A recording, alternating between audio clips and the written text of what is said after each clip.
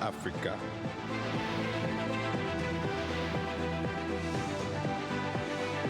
We are Africa.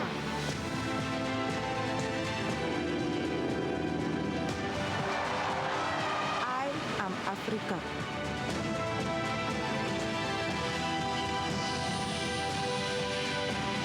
I am Africa. Ladies and gentlemen, please welcome back Denise EPOTE. Bonsoir et bienvenue pour cette première session plénière de cet après-midi. Welcome here for this first plenary session. I'm Denise EPOTE, and I welcome Clark AKAMANZI, responsible for the Development Agency of Rwanda, Etienne, President of the French Council for French Investors, the CIAN. Etienne, I will start with you, since you represent this afternoon the minority. You've been in contact with Africa for 3 decades. Why, in your opinion, is it so important to believe in the future of this continent? Thank you, Denise. Yes, I am the visible minority for 2 reasons, so thank you for giving me the floor. First, it's been 30 years that I've been going through all African countries, and I saw a major change, which is today particularly seen through this forum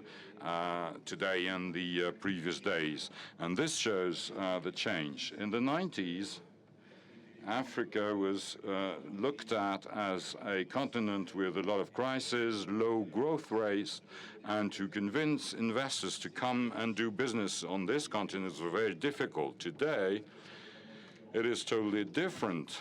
At the same time, optimistic, but one shouldn't be that optimistic, since there still are problems to be solved, but the fundamentals are here. Firstly, 2 or 3 figures. I just give you 2, which are of importance to me. There will be 1.2 billion more African population in the next 30 years. The Earth has never seen that.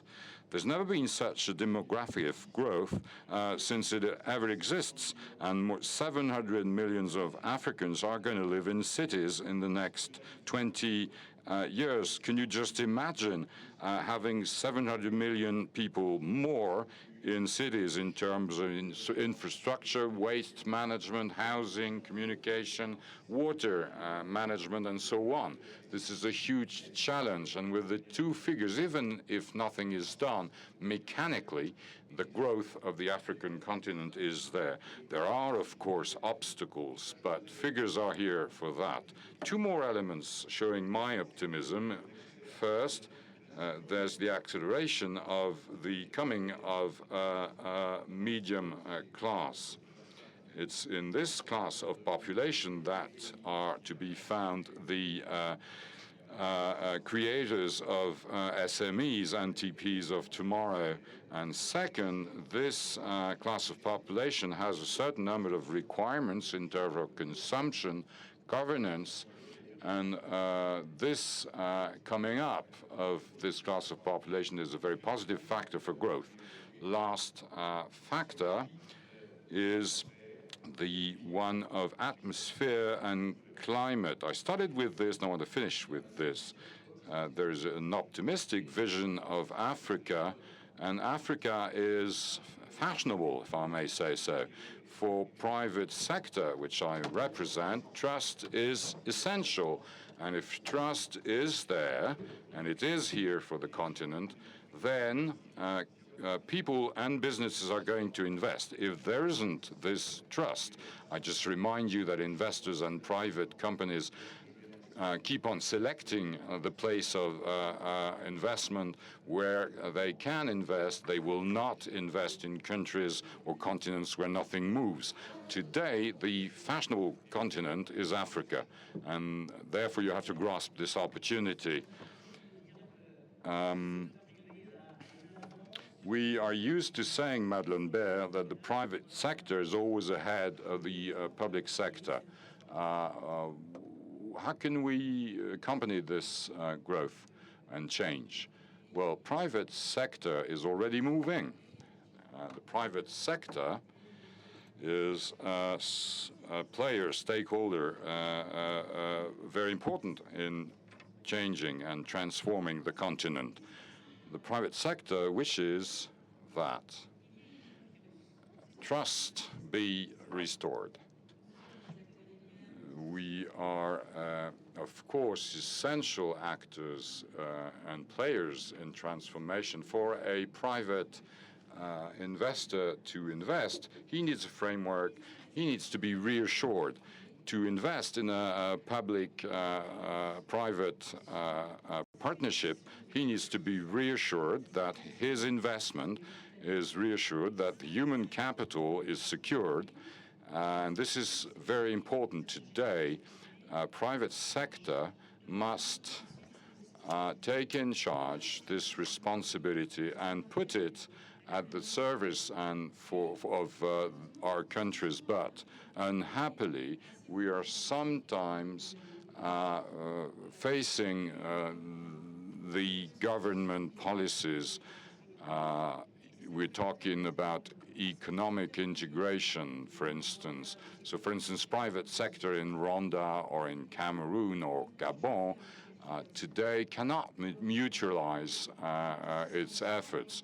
Whereas if the investment is done in structuring projects, there could be economies of scale. For instance, you're going to create a project in the CEMAC area. Why don't you use this to have economies of scale with a neighbor country?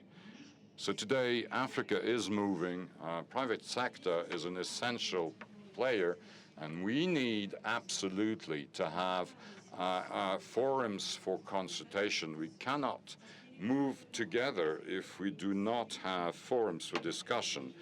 The private and economic sector is the one which creates growth, richness, and employments.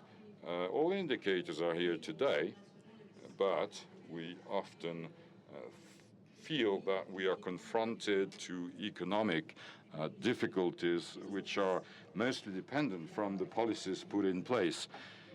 Clare, AKAMANZI,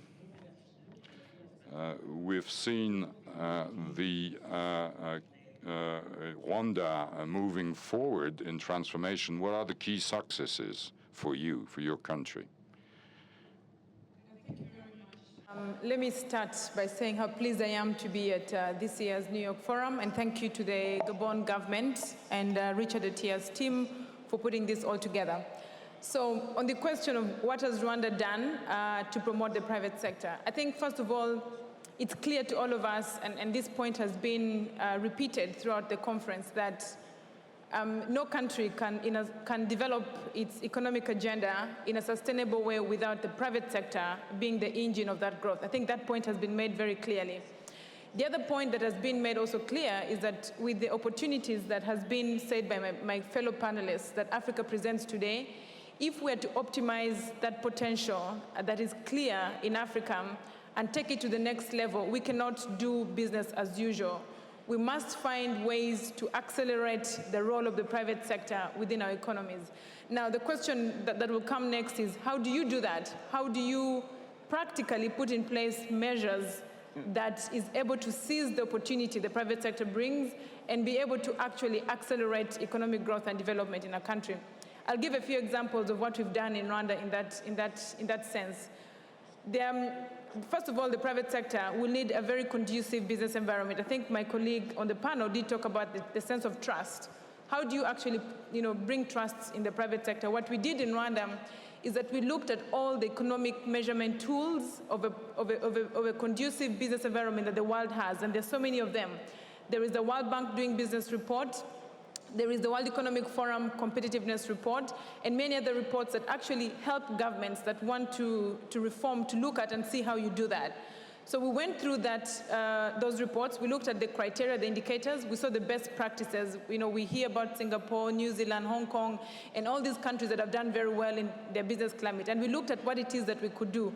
So I'll give you a few examples of what we did in that sense. We saw that it's very important to expedite how quickly a company gets registered, how quickly land is transferred from one owner to another, how quickly a case is disposed in a judicial system, among others.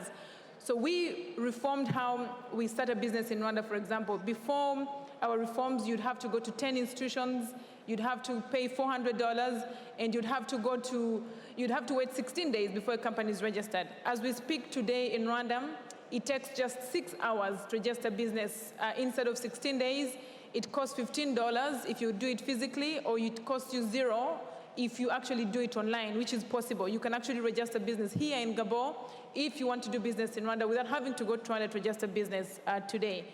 So, thank you. That's business climate, but there's also infrastructure. I think the topic of infrastructure has been very much discussed in this conference and how important that is. But we all know that for many countries, raising resources to implement infrastructure is not very easy. What we've done in Rwanda is to make an environment that is attractive for government and private sector to partner to deliver infrastructure. For example, electricity or power, something that many countries need. We've put in place a governance structure where we guarantee the purchase or offtake of electricity produced by an independent producer in Rwanda. We also give them certain incentives, including tax incentives, and we also give them certain guarantees. For example, if the utility is not able to buy the power from them, we guarantee as government that government will make the payment available. So we had to come up with certain solutions to partner with the private sector so that they could provide infrastructure. And I think that's a model that many countries can do. Lastly, before I pass on the mic, is on skills. I think the importance of skills was also very much emphasized in the different discussions as important to make the private sector be able to deliver and drive productivity in an economy. In Rwanda, in order to avail skills, I just want to describe the process that we put in place specifically. We had a challenge, a huge gap of skills in the country. So the first thing we did as a short-term measure was to allow skills to come into Rwanda as easily as possible. We removed the requirement of work permits from our neighbors who are coming to do business in Rwanda.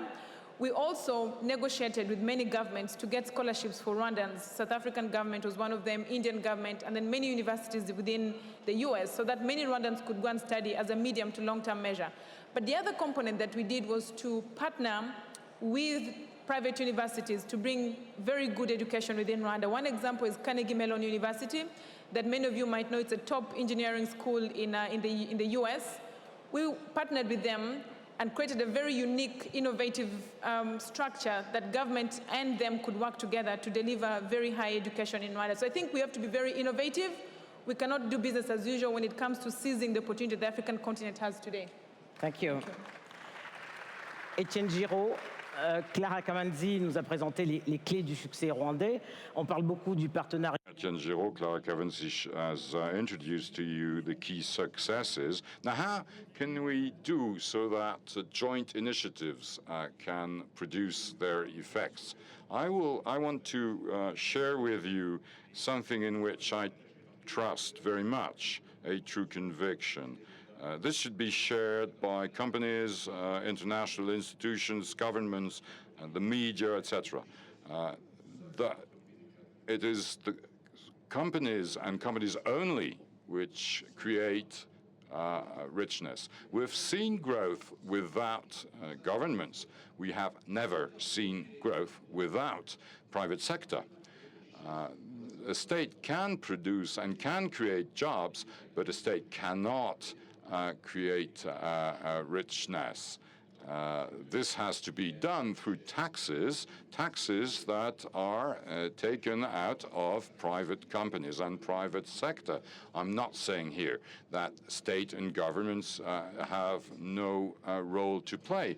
The state has three essential missions. He has the role to fix the framework, good governance, social regulations, and the general functioning of the economy. Second role of the state is fiscal tax stability and regulation stability. A company takes risks. To invest is to take risks. It can work, and then the company will be profitable, but it can, you can lose, and then even if it's a small or a large group, the company may lose money. If rules and regulations keep on changing, then the company will not come. It's not the level of tax that is imposed. I mean, government can choose the level of tax it wants, but if it keeps on changing, that's the problem. Instability is the problem. Profit is not a big word, it's not a bad word.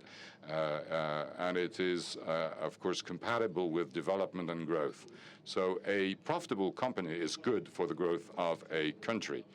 The third thing I want to emphasize here is the role of the state in terms of education. We have talked a lot about education in this conference. We have carried out a survey over 20 countries asking all our members about their needs on young diplomas. The needs of economy are for students that will have diplomas of, say, +2 or +3 years of studies after the A-levels or baccalaureate. So we basically and mostly need technicians, well-trained technicians. So we believe that a partnership between public sector and private sector is the best solution. The state must not hinder the development of economy. It must help this development. And still, too often, the state seems to be a hindrance, taking protection measures for internal production or to control prices with tax on importing products, having a too heavy level of tax for the companies, therefore hindering their competitivity.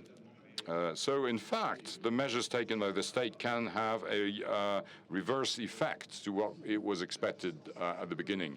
So growth is like a plane with two engines. If you don't have the same push on one of the engines, then the plane falls. The two engines need to go at the same rhythm.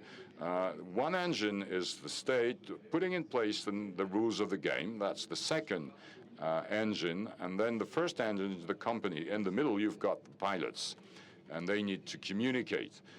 So company has to make profit, but the company has to understand that the role of state is not an easy one, and all this needs to go smoothly and without interaction too much. Now, since we started this New York Forum Africa, education has seemed to be of prime importance.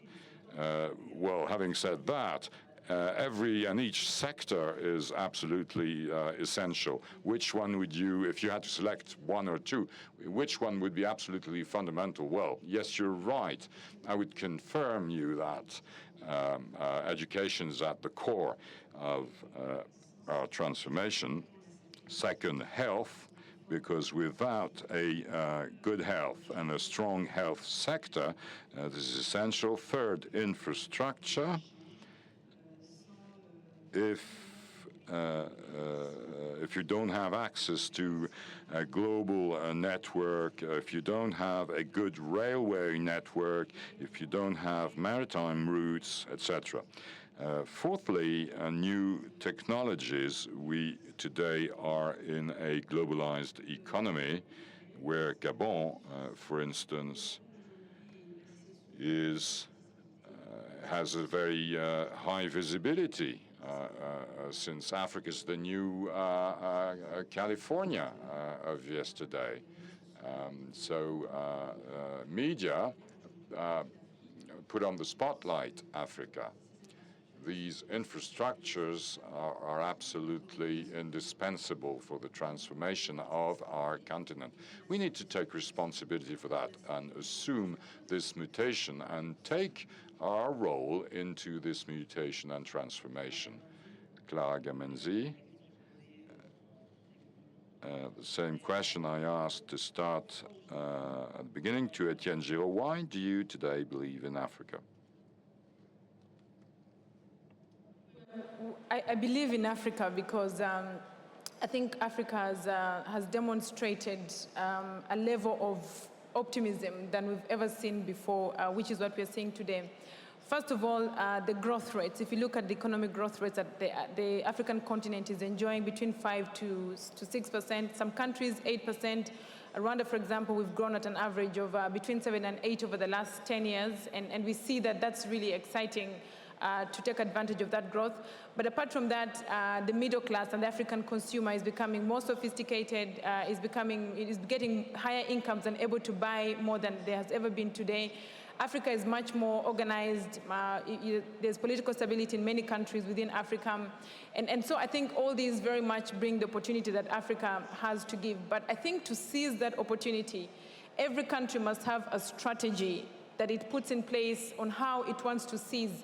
Yes, it's promising, Africa is rising, but what is each country at a country level doing to be able to seize this opportunity? I think that's really the discussion we should be having now. I think it's proven, we all know Africa's promising, it's doing very well, but what are we as each country doing to prepare ourselves to take even more optimization of the opportunity than is the case today? And so talking about sectors, which is the discussion that we've just had, I think every country should be very clear, first of all, about what sectors it has, one, competitive advantage in, and two, it has a very important and strategic reason to be able to promote. So identifying and studying the needs of specific sectors and developing an ecosystem that makes that sector thrive is very important in order to seize this opportunity that is really there.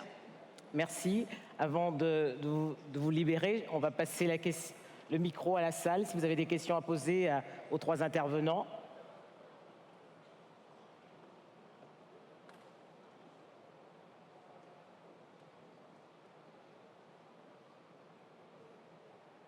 Are there any questions in the audience?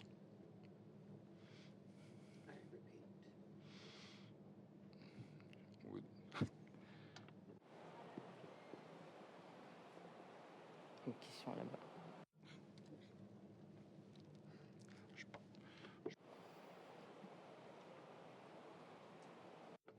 Do you want me to rephrase the question?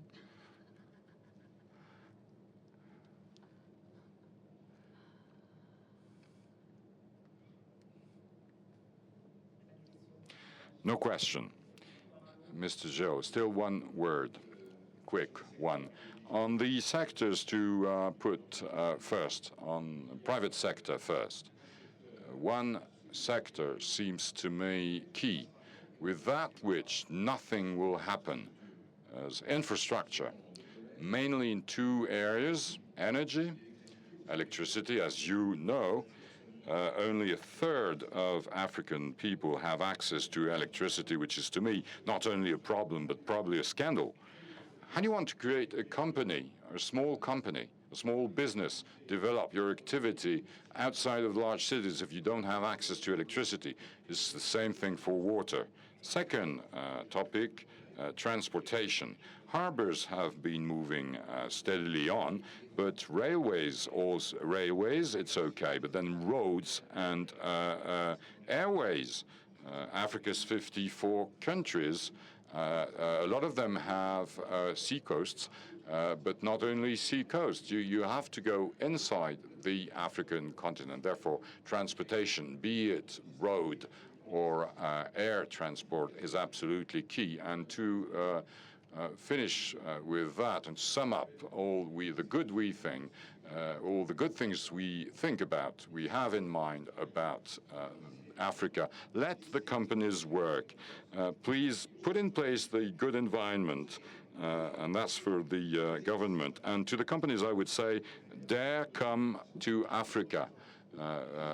We are probably in a cycle of 30 years of steady growth. Do not let this opportunity go by. And this will help the profitability of companies. Put in place dialogues with states And then the growth I talked about with these two engines, I mean, the plane will move up to 30,000 feet. I saw somebody smiling, saying that states should let companies work. Yes, of course, I do agree with that. The private sector really needs to be in a climate of trust and to feel confident.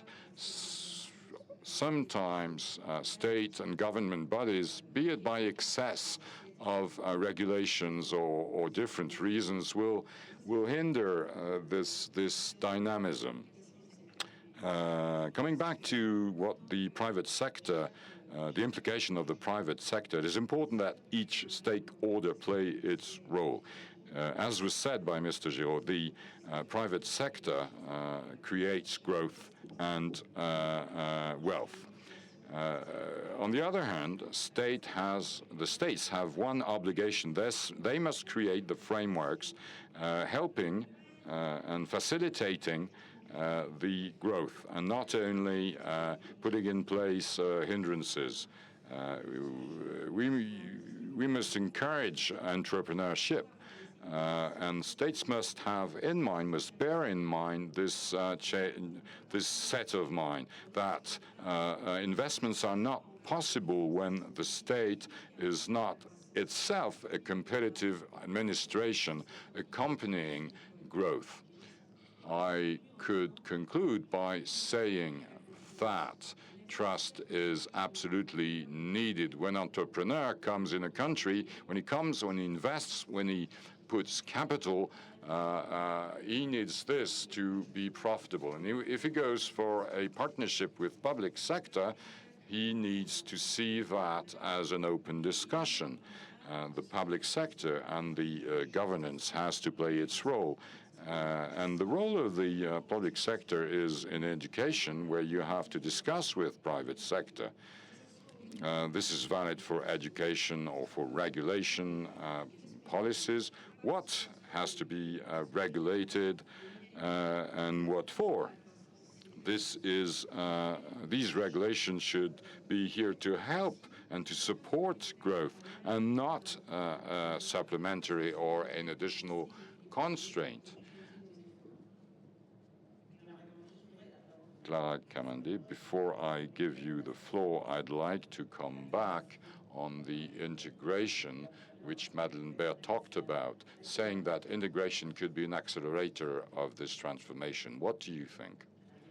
The integration. Believe that the aspect of regional integration or more integration within Africa would solve a lot of problems for us. And let me give examples of what we've seen in our region. We all have we have this East African community within the East African region.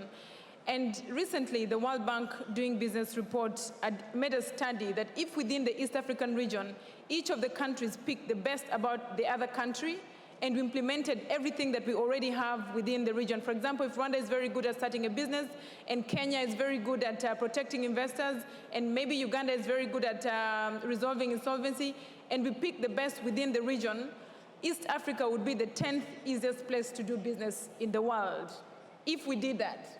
But we don't collaborate enough to pick the best from each other's country in order to become as attractive as we could. So I think that's very important. But let me also say something else. One of the key issues coming out of Africa is that we're getting to see a lot more made in Africa multinational companies. A lot more companies like EcoBank, going to many countries within Africa, MTN in more than 20 countries within Africa, and many other companies that are made in Africa and investing across the borders in Africa. But it still becomes very difficult for the people to move, workers within or employees within these companies to move from one country to another. So for example, you have a multinational company in country A or country B and country C, and it's very difficult to move, or to use the resources optimally, because you can share them across the borders because of something as simple as the visa that is required before you go to a particular country. If we remove the requirement of visas within the African continent, it would be so much easier to do business within ourselves. And what we did in Rwanda 2 years ago was to actually eliminate the prior requirement of anyone who holds an African passport to get a visa before coming to Rwanda. If you hold an African passport from any of the 54 countries within Africa, and you just appear at the border, you get an entry stamp within any borders. What that has helped us is that we've seen that the number of tourism coming from within Africa has enabled us to reach 1.1 million tourists, which had never been the case in our history. But there's a direct benefit by integrating more within Africa that we saw. Lastly, the issue of power. There's some countries that can produce or are in the process of producing excess power that they can sell. But we haven't built transmission lines within our countries to be able to maximize what we can get from other countries. For example, Ethiopia has excess power that they can sell and export out of Ethiopia. But the challenge of transmission lines to be able to import from Ethiopia, if we deliberately looked at each country and integrated more, I think there's a lot more benefit that we can even help solve our own country problems by getting solutions from neighboring countries. Madeleine BERRE, je crois qu'au sein de la CEMAC et de la CAC, Madeleine BERRE, I think that within CEMAC group, it's not that easy, is it? No, it's not. I confirm that. You have to be fair and honest. When I go to Cameroon, I need a visa. When I go to Congo, I need a visa. Well, you're right. We should, I mean, governments should get more interested in the question. Integration, tax integration, for instance, this is done at CEMAC level, but this should be reviewed. But I think they're working on that. I hope they're working on that. We may take a question from the audience, if any. Yes, Mr. Good evening, Faisal Kadiri. Question. We saw that public-private partnership could be fruitful. Even if the public sector cannot generate growth, it can contribute to this growth through infrastructure, regulations, and so on. My question is the next one. Can you give us an example of public-private partnership which was a success, and which were the factors that made it a success, and reversely, a failure in a public-private partnership, and the reasons for this failure? So both first a success and a failure. I can give two examples. Privatizing public sector in Africa is going on and has been going on for more than 10 years. In general, it is a success. The objectives of each one have been met. The regulations set by state. The necessary cash and investment level done by the private sector has been done, and this has worked. Another one, which is ongoing, I talked about education a little earlier on. Private sector cannot just say to the state, well, come on, improve your education sector, and then once the young ones have been trained, we will get them on board. You have to do that in partnership. Let me be more clear. Training institutions, particularly in university and in technical training, there should be a permanent partnership with companies. I mean, no one should be ashamed of that. We all know that we don't need 10,000s of sociologists. They will not find a job. We need people to be trained to jobs that are expecting them. This continent cannot succeed if we're not able to give a job to the 20 million people coming on board in the next years. If we look now on the side of the company needs to play the game. The company needs to have a certain number of young ones in internships, and if the training is well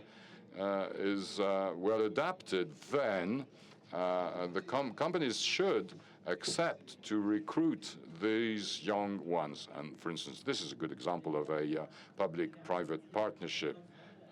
Could we have the reverse example? Successful public-private partnership that we had in Rwanda. And this is in the area of IT. So we we wanted to increase the access of Rwandans to quick internet, and we were looking at introducing 4G LTE within the country. And we had some assets. We had been able to build core fiber optic infrastructure within the country as a government, but we didn't have the resources to take this to the level of reaching the entire country. So we approached Korea Telecom, that had been very successful in Korea in developing IT broadband infrastructure within the country. So we discussed with them, and I think the key thing is to understand the needs of the country and also the needs of the private company, including the risk that the private company is not willing to take, and trying to understand how you're going to mitigate that risk and structure a public-private partnership that takes into consideration mitigation of that risk, as well as the needs of the government and the needs of the private sector. So we put together a PPP that allowed us to put our infrastructure that we already had into the business and give it a valuation, and then give the company a period of exclusivity in terms of deploying wholesale 4G LTE network, with the opportunity of bringing more players to enter the company. So we create one company instead of many companies competing for a period of time that the company was not willing to take that risk. So we had to be able to adjust the structure of the deal to enable this company to have a period of time where they could make their money, while at the same time allowing new players if the need came for us. Thanks. Thank you, Claire. Je vais remercier Etienne GIROS, Madeleine. Well, I wish to thank here all members of the panel dedicated to accompanying the transformation of the continent. Please give a big roll of applause to our speakers.